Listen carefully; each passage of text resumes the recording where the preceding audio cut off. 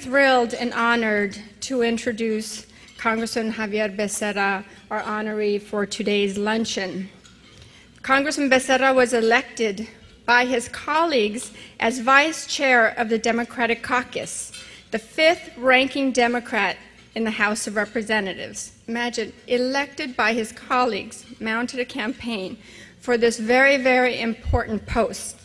He brings 2 decades of public service experience to mounting and developing the legislative and policy agenda for the caucus. He represents the 31st District of California, elected in 1992 for that post. In a recent interview, Xavier talks about his role as the Vice Chair of the Democratic Caucus and how he gets to know every member of the caucus in that position. Also, he gets a feel and a pulse for the Congress.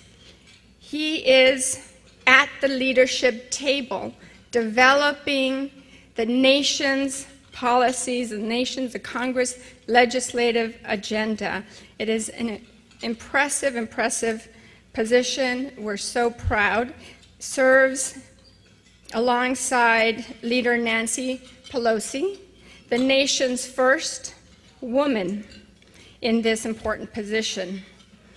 I can go on about Xavier's work on the powerful Ways and Means Committee, where the nation's tax, health, income security, the future of Social Security, and trade policy are debated.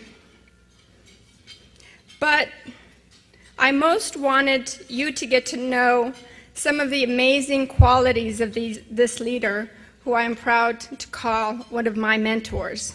I worked for Xavier when he was chair of the Congressional Hispanic Caucus in 1997. I was the executive director. Xavier, you look the same.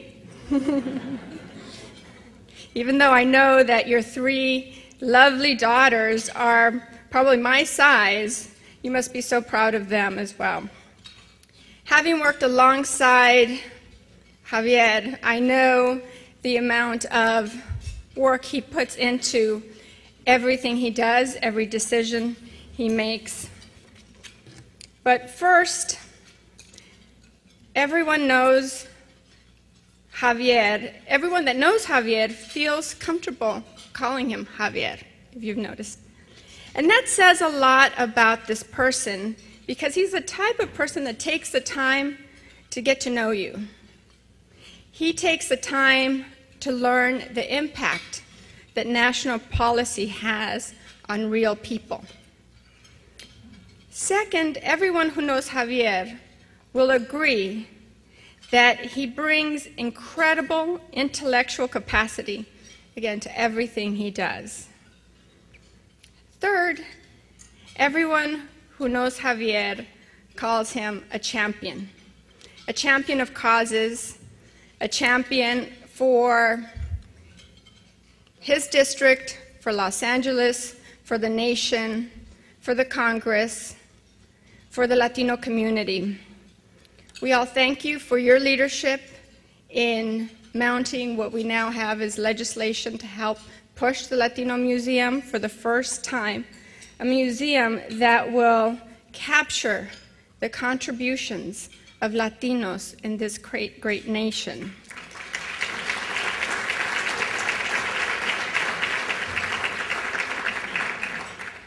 And it is also because of champions like Xavier, board member and past chair of CHCI, that makes it possible for us to do our work in impacting lives. Just wanted to mention CHCI is about success stories. Some of them are here today. Stephanie Valencia was mentioned earlier. She's one of our alumni from CHCI. Stephanie, we're very proud of you. Gabriela Gomez, who was recently announced for Assistant Vice President, Department of Education, Congressional Affairs. Luis Campillo, who works for Mickey Ibarra. All of these individuals and more got these opportunities because of leaders like Xavier, Charlie Gonzalez, the other board members on CHCI, because they take the time to give back. Xavier was featured last week in Politico magazine as one of the 4 members mentioned, rising stars and future potential Speaker of the House. We really wish and hope for that. We will be there with you.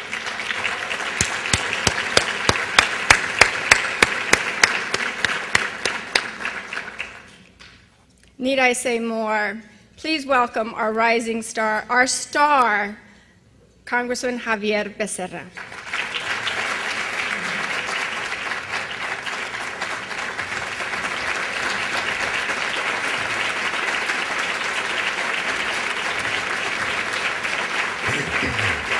Thank you.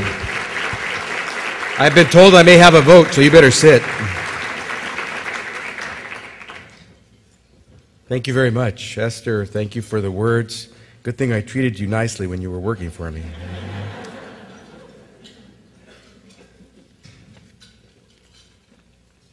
It's great to see all of you here. To Mickey Ibarra and the Latino Leaders Network, congratulations on the success of an idea that has now become something that we all benefit from when we eat the fruit of these great luncheons. To all the sponsors who make it possible, especially our 2 main sponsors, Coca-Cola and Verizon. To Peter, thank you. To Rudy, thank you. You know, this is the kind of party Rudy's accustomed to throwing. The only difference is that people showed up to this one. Only a Bacerra can say that to another Bacerra. Huh? Okay, don't you try that. I've been told that we may have votes soon, so I probably will keep my remarks a little briefer than I expected. But I've also, for those Tejanos who are in the room, I've learned very well from a Tejano who once said to me, remember, your speech is no different from that longhorn steer that we're accustomed, the horns on that longhorn steer that we're accustomed to seeing in Texas. A point here, a point there, and a lot of bull in between. So remember what you say. I know that Congressman Mike Honda was here, I believe had to leave, and Congressman Filner, I believe, also came by. I want to thank them for having come and recognize the importance of this luncheon. To Ambassadors Sarukan and Descayar, I want to say thank you for being here as well. To all of you, leaders in your own right, thank you for being leaders and recognizing the importance of coming together to network and learn from each other. I think we're all very blessed. I know for a fact I am very blessed. It's really interesting. You're always told, once you start to have an opportunity to do things, don't forget from where you came. Don't forget. And for many of us, I know for me, those origins were very, very humble. My father got to about the 6th grade. My mother came from Guadalajara, Jalisco, Mexico, when she married my father at the age of 18. And while they never had a lot to give, they always gave back to this country. But what I have learned is that too often we're so busy trying to remember from where we came that we forget to leave a little bit of room to work towards where we have to go. Sometimes we're a little too humble. Sometimes we're a little too appreciative of what we've accomplished. Sometimes we forget that a lot of it was as a result of our own effort. People helped, but recognize when the force of your own will and the sheer effort behind your tenacity has given you a chance to be where you are. Not long ago, my daughter who plays softball, she's in the 4th grade, was at bat, and a good friend of ours, a neighbor friend of ours, he's always trying to cheer on the team.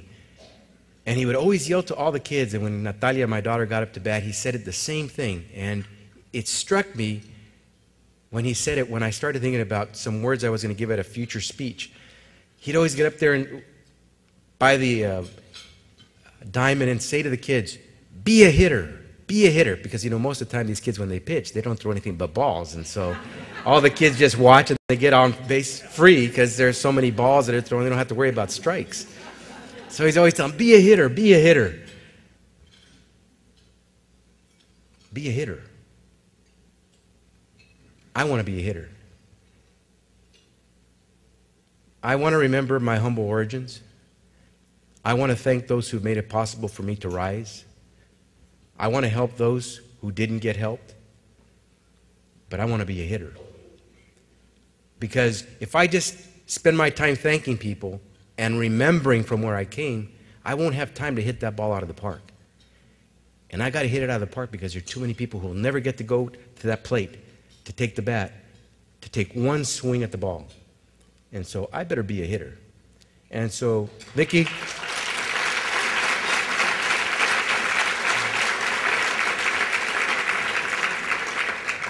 I say to you, thank you for being a hitter and knowing the importance of bringing all of us together so we can all have our turn at the plate.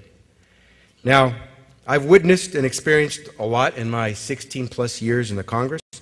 I've halted legislative activity on the floor of the House to defend legal immigrant seniors, elderly, who were being told they would have to lose their supplemental security income so we could pay for the unemployment benefits of people back in 1993 when we were suffering through another recession. I captained the defeat in 1994 of a proposal on the floor of the House to bar children from attending school simply because they happen to be the children of immigrants, whether legally here or not. I stood up against the impeachment of a president of the United States. I experienced the shock and eerie silence of an abandoned Capitol grounds on September 11, 2001. I challenged a president's rush to war in Iraq in 2002 as one of only 128 to vote against a resolution to authorize war in Iraq out of 435.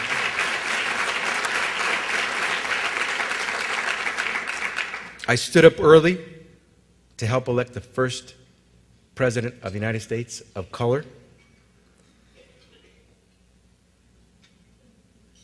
I authored and helped pass the legislation you've been told about that establishes a commission that I hope in the near future gives us a chance to break ground on what will be the Museum of the American Latino here in Washington, D.C.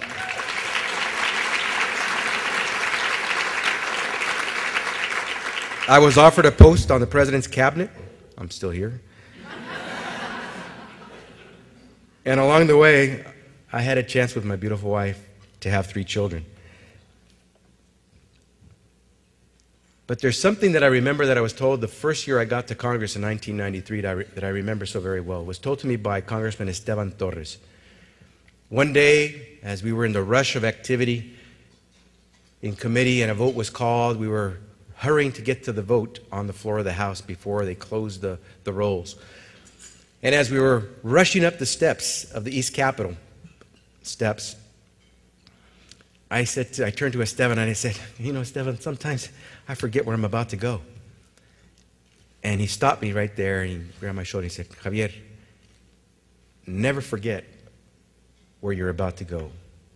Because very few people in the history of this country have had a chance to walk these steps and enter through those doors where you're about to go.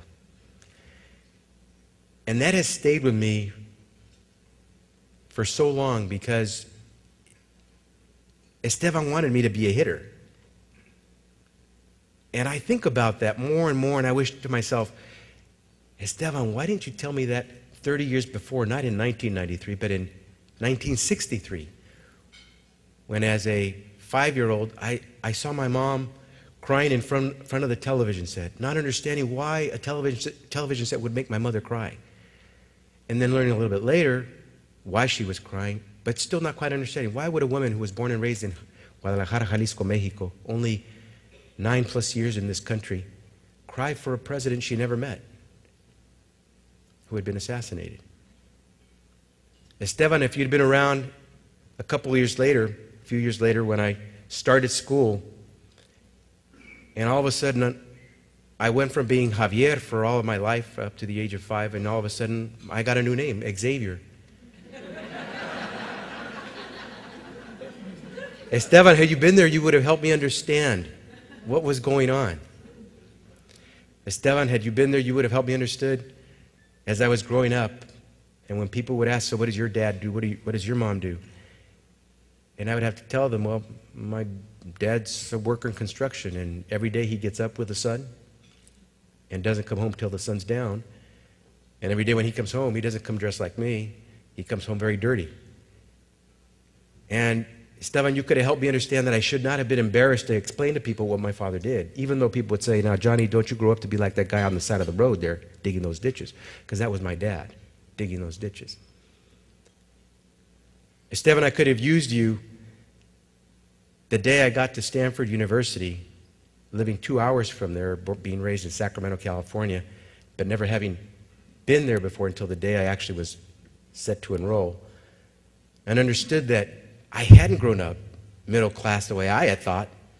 When I drove through Palo Alto, right around Stanford University, I realized, wow, this is middle class, huh? This isn't bad. I'm glad I'm going to college.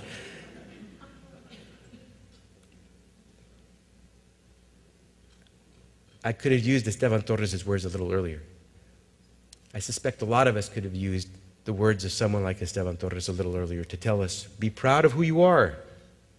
Know who got you here. Don't ever forget from where you came. But someone has to stop us in that moment when we're thinking that we're on top of the world and say, stop. Know where you're about to go. You know, it's that Star Trek moment. Go where no man has ever gone before. And so I remember what Esteban said. I remember him fondly for having told me that. And today, I can tell you a few stories of what it means to now know what it means to go forward. Today, when someone asks me, well, so what did your father do? I say, he built America. He built America, because he really did. I don't know about some other folks, but I know my dad put shovel in the ground, put pick on the hard dirt, and every day he built America. And one day,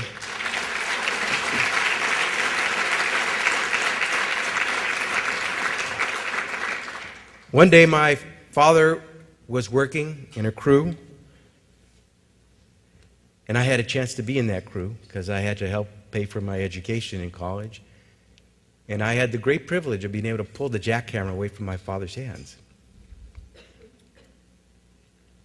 And that's one of the most proud moments I can think of, because that was a day that it really hit me how proud I was of what my father did. That I could help do what he was doing, but yet I know he was helping me do what I would get to do. And so, Esteban, I wish you had explained to me earlier in life why I should say about my father, not when I was in my 20s, but when I was in my teens, how proud I was of what my father did with a 6th grade education. I can tell you today that that day in 1994, when I decided to captain the opposition to an amendment on the floor of the House to deny kids access to our schools unless they could prove that their parents were here legally, that the day before I had sat with a friend who no longer is with us, may she rest in peace. Her name was Patsy Mink, Congresswoman Patsy Mink from Hawaii. She was a fighter all her life. I had gone to Patsy, we were on the same committee, Education and Labor, and I said to her, Patsy, I've been told that we're going to have an amendment on the floor that's going to restrict, in this education bill, it's going to restrict kids from going to school unless their parents can come in to the school and document that they're here legally. And I've been told that we don't want to have this amendment come up because we're afraid it's going to pass. And I've been given an alternative that would soften it a little bit, not make it as bad an amendment. And Patsy Mink, she was about 4'9", there's a power plug all the way through, and she said to me, Javier, you just got here, right? Did you come here to compromise your values so soon? And, you know, I'm looking down at her and I'm thinking, oh my God, this little lady's telling me what to do.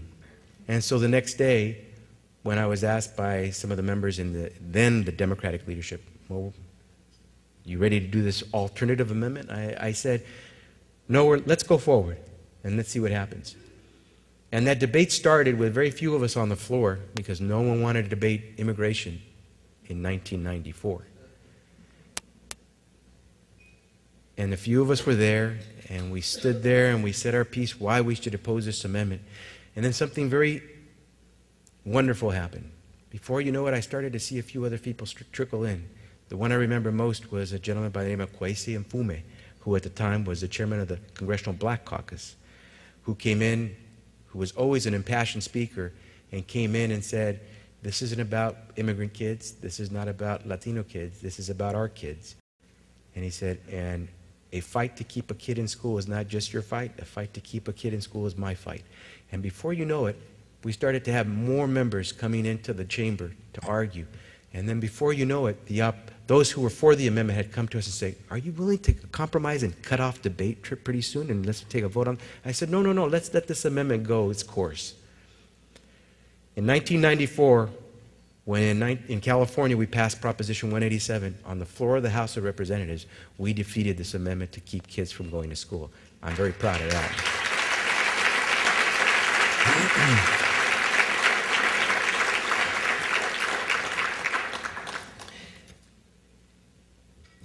You learn a lot, but you don't realize it till a lot later, until someone like Congressman Torres stops you and tells you and wakes you up. I remember in 1990, I had gotten elected to the state legislature. And shortly after taking office, I started going around the district, and I had a chance to go to a Chamber of Commerce luncheon to meet many of the people in the city of Alhambra, which I represented at the time in California. And I was having a good time meeting some folks in a small crowd. I had one woman say to me, you know, we really like you as our congressman. You blend so well. And I remember thinking at the time, compliment? Insult. Huh? I take it as a compliment. And I take it as that because I don't have time to dwell on the past. I have to recognize where I'm going. And fortunately for me, I was good enough that she thought I blended well and that I could keep moving forward. Now, in 1994, as a Democrat, we suffered a major defeat when we lost the House of Representatives. Interestingly enough, I had a lot of my colleagues, white colleagues, come to me and say, this being in the minority is a bear, and I said, get used to it. That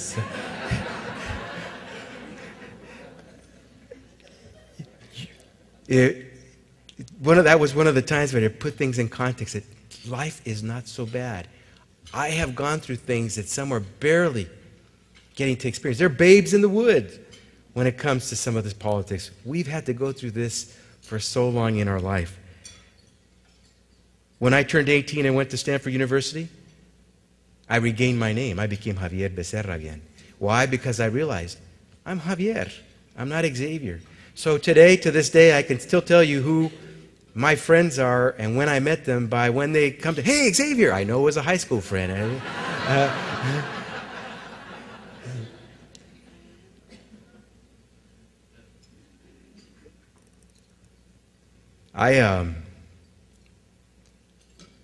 I suffered some real humiliation when I was in the 4th grade, when being in the band and having performed for all the parents on that school night, we had finished our song. And you know, in those days when you're in 4th grade, you could play maybe a range of 5 notes, and so it's basics, I want to hold your hand. And we had finished. We were all leaving the stage from the sides. My parents, who rarely had a chance to come to anything I did in school, were there in the audience.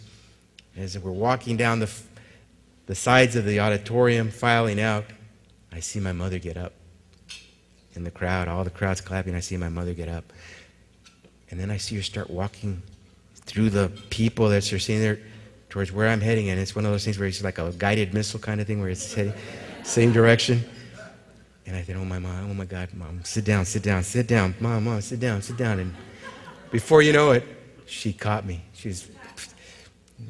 All those who are for Star Wars should know my mom, because you know how to really make that Star Wars process work. She caught me. She gave me this big bear hug and this great kiss. Mijo, Estamos tan orgullosos de ti. Ay, man. I said, oh, Mom, why did you do this? This is the most embarrassing thing that could happen. Afterwards, we're all celebrating, having the little lemonade and Kool-Aid and cookies. And I said, Mom, God, why did you do that? Mom, now I can't go talk to my friends. And I was so embarrassed. He said, mijo, ¿qué querías que haga? Sentíamos algo tan, she couldn't say it, she couldn't, tan orgullosos. Nunca te habíamos visto tocar. We had never seen you perform before. I said, oh, when you're in fourth grade, it doesn't make any difference. Oh, Mom. Like that jackhammer incident, I now realize why my mother was so determined to make it through that line of parents and get to her son. Because I think she saw many things that could come for that child. She started with so little. They came from Mexico when my father married her with nothing. And so to build up was for them a major achievement. And so when I was graduating from Stanford University, actually I deserved to get a hugging because I wasn't sure I was going to get out, but I fully expected my mother to do another beeline at the graduation ceremonies. She was very good. She didn't. She spared me. But I would have been okay with it by then because I had learned to understand and appreciate that hug. But the reason I mention that story about fourth grade is because today I have a fourth grader, my daughter Natalia, who's a softball player. And I want to mention this story to you as I come close to concluding my remarks. We recently told our three daughters, my wife and I, that we're going to move the family back to Washington, D.C. because it's just too much of a bear to go back and forth every week, and try to really spend enough time with family and still do work in the district at the same time. And while we actually lived here as a family in the late 90s as well, in fact, my fourth grader was born in Washington, D.C. before we moved her back at a very young age. Now they're teenagers. Almost all of them. The 11-year-old's the only one that's not a teenager, and it's a little tougher. They've got their own life. And it wasn't something they wanted to accept readily. And as much as we expected our oldest, this now 16-year-old, or about to turn 16, to give us the most difficulty, breaking her up from her friends, those relationships, she's becoming very independent, it was our 11-year-old who was insistent, you're not going. No, we're not going to do this. We're going to stay. This is where we are. This is where we live. We're going to stay. We're going to stay. And over the course of several weeks, kept talking about it. The older one started getting better. Okay, well, we're going to get our own room. Okay, and but the little one, I don't know why you guys keep talking like that. We're not going anywhere. We're not going. One day, I came back from D.C. and I told Carolina, my wife, and the girls, I went and saw some homes. There's some pretty nice ones out there. And the girls, the older one said, well, let us see the photos of the homes. And we showed them. And the little one didn't want to see them. Didn't care to see them. We're not going. I don't know why you guys are looking at that stuff. And finally I said, Mija, we're going to go. I would really love it if you would take a look at these photographs. Give me a sense of what you like and what you don't like. She left. My wife and I are looking at each other. What do we do? Just give her time. We just, just gonna go with the flow. And so later that evening, at night, it was Sunday night, so I was getting ready to take the red eye back to D.C. I was working on the computer upstairs in the office, and Natalia comes up to the room. And I'm working, I turn around, I see her. She comes up to me. She doesn't say a word. She has a little tiny piece of paper, and she hands it to me. And then she walks away. What the heck is going on? I open up the little piece of paper, and there written on there is one word with an exclamation point.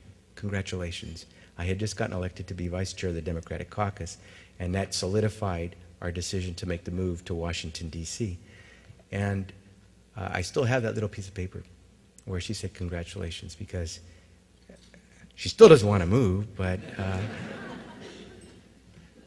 I think my daughters, I hope my wife and I are working as a family to know what's coming next. That as much as we want to remember our humble origins, as much as my daughter doesn't want to leave what is secure, as much as we sometimes don't want to deal with the unexpected, feel like we're going to lose that amendment, as much as sometimes it's more comfortable to remember and only remember from where we came. Natalia, Maria Teresa Becerra, my mother, Manuel Becerra, my father, and I hope Xavier Becerra have learned what Esteban Torres tried to tell me that day in 1993. Don't you ever forget where you're about to go. And so, as we move forward, it's not to talk about what we've accomplished or what I've experienced. It's to talk about what's coming next. Those kids who in 1996, as immigrant children, were denied access to health care simply because they were immigrant kids, this year, with a new president, are now back receiving health care under the S-CHIP program with the signature of President Barack Obama.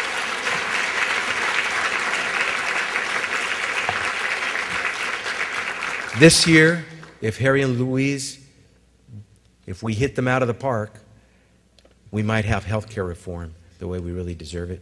This year, if we're smart and recognize that our time is running out, we may actually start to deal with energy the way we should and understand it's not free.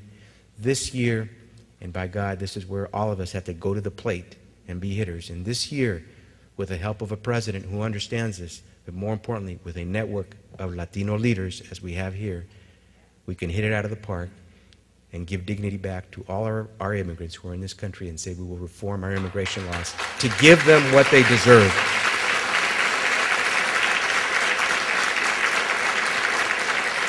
And so I want to thank you for letting me come and chat with you about my experiences, but more importantly, I just wanted to let you know Esteban Torres is still in my mind. His words are still with me. I'm going to be a hitter, and I'm going to remember where I got to go. I hope you'll join me because there is much to do for many people, like my parents, who never got to go there, but made it possible for all of us to enjoy this lunch today. Thank you very much.